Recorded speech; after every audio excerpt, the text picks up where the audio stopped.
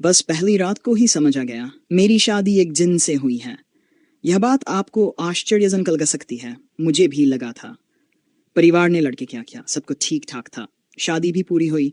बस पहली रात को मैं सज हजर कर बैठी थी, लेकिन मेरे पति का कोई अता पता नहीं था। भारी गहने और सजावट में मैं परेशान हो रही थी। इंतजार करते करते रात के 2 बज गए।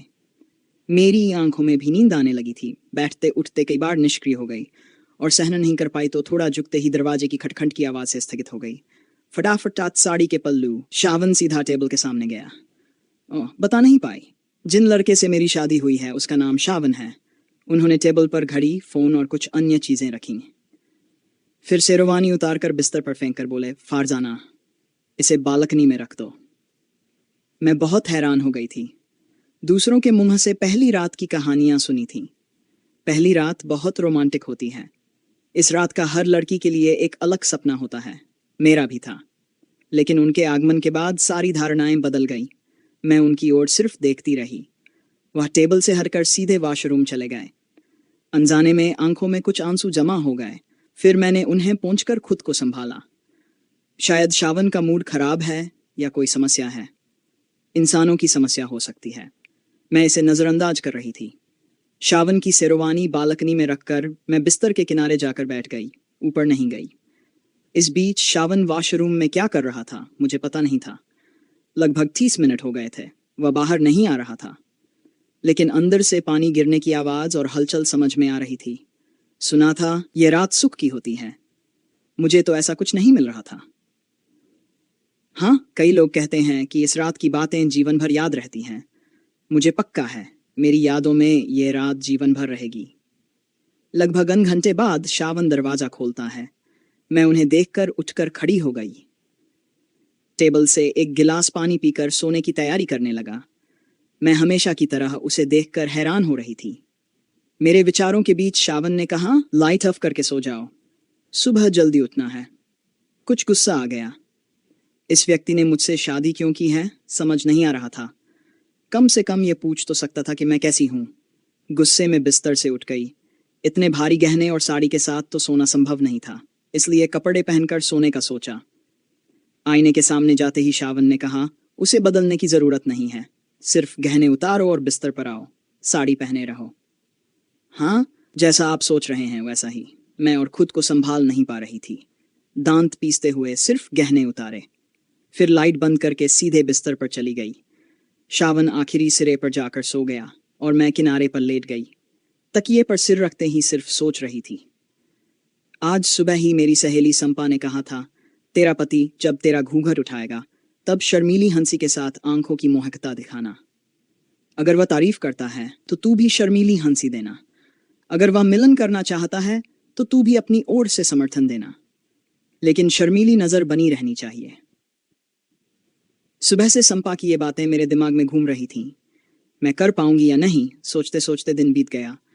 लेकिन घूंघट उठाना तो दूर, उन्होंने मेरा चेहरा ठीक से नहीं देखा। ये सब सोचते सोचते कब मेरी आंख लग गई पता नहीं चला। नींद आ गई। किसी के आयत पढ़ने की आवाज से मेरी आंख खुली। नींद की तंद्रा और अचानक अंधेरे में देखा कमरे में एक लंबा आदमी नमाज पढ़ रहा था।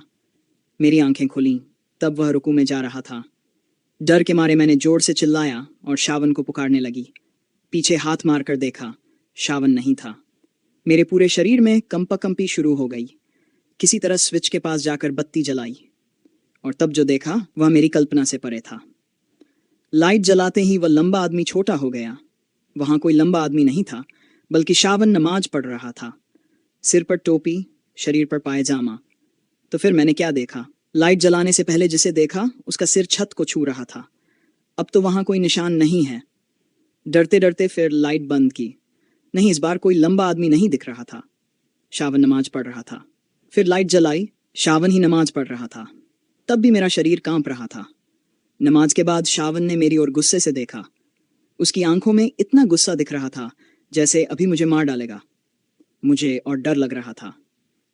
कुछ देर बाद शावन ने कहा, वुजू बनाकर तहज्जुद पढ़ लो, थोड़ी देर में फजर की अजान होगी। मैं जल्दी जल्दी वॉशरूम चली गई। वॉशरूम का दरवाजा बंद करके एक लंबी सांस ली। मैं कहाँ आ गई हूँ? इस आदमी के साथ मैं कैसे रहूंगी? लेकिन उनकी आंखों में जो गुस्सा देखा, वुजू बनाकर नहीं गई तो आज बचने का कोई उपाय नहीं। जल्दी वुजू करके वॉशरूम से बाहर निकली, लेकिन कमरे में शावन नहीं था। दरवाजे की ओर देखा, दरवाजा अंदर से ही बंद था। गायब हो गया। दरवाजा अंदर से बंद था तो वह कैसे बाहर निकला? जिसके साथ रात बिता रही हूं, क्या वह असली में कोई इंसान है? डर के मारे मेरे अंदर एक मोच आ गई। सोच रही हूं मैं क्या ये घटना अपने सास ससुर को बताऊं। मेरे सास ससुर का कमरा हमारी पहली रात के कमरे से 3 कमरे दूर है। यह सब सोचकर मेरे शरीर और हाथ पैर बर्फ जैसे हो गए और इतना तनाव हो गया कि सिर दर्द हो गया। मैं अब देर न करके सोच रही हूं कि यह बात अपने सास ससुर को बता दूं। यह सोचकर दरवाजा खोलते ही देखती हूं कि वह दरवाजे के सामने खड़े हैं।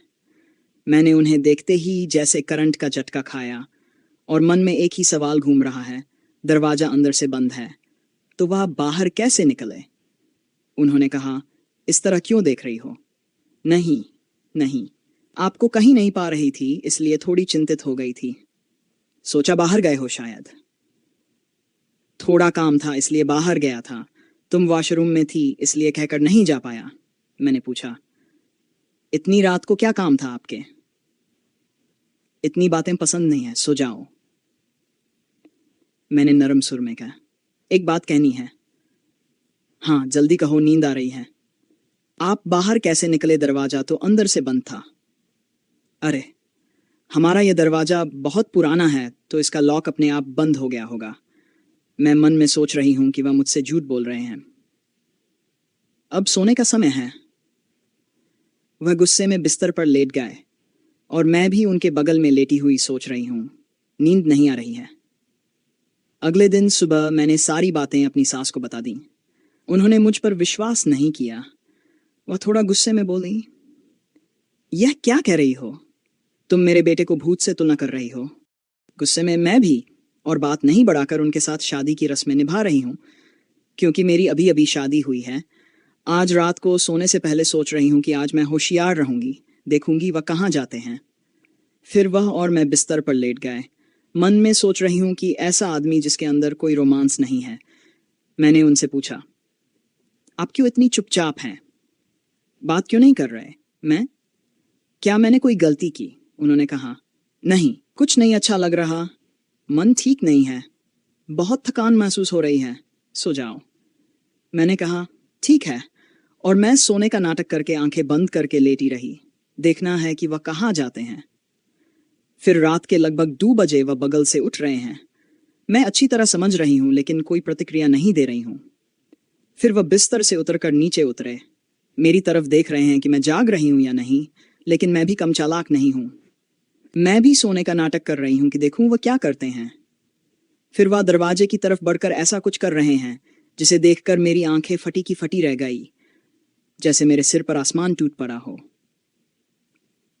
और बहुत डर लग रहा था। हाथ पैर जैसे बर्फ हो गए मेरे। कमरे की लाइट बंद थी लेकिन हल्की रोशनी में सब समझ आ रहा था। देखा जा सकता था हल्का। उन्होंने दरवाजे के पास जाकर दरवाजे की तरफ मुंह करके कुछ फुसफुसाकर बात कर रहे थे। ऐसा लग रहा था जैसे किसी से बात कर रहे थे। वह दरवाजे की तरफ मुंह करके खड़े थे, मंत्र की तरह पढ़ रहे थे, इस तरह बात कर रहे थे। फिर देखा कि वह धीरे धीरे बड़े होते जा रहे हैं। वह लगभग 5.6 फीट लंबे थे, लेकिन मैंने देखा कि वह लगभग 10 फीट लंबे हो गए थे। ये देखकर मैं पूरी तरह से डर गई थी। सोच रही थी कि चिल्लाऊं या नहीं। फिर सोचा, नहीं, अगर मेरी चीख सुनकर वह मुझे मार डाले। ये डर मेरे मन में था। फिर भी मैं हल्की नींद का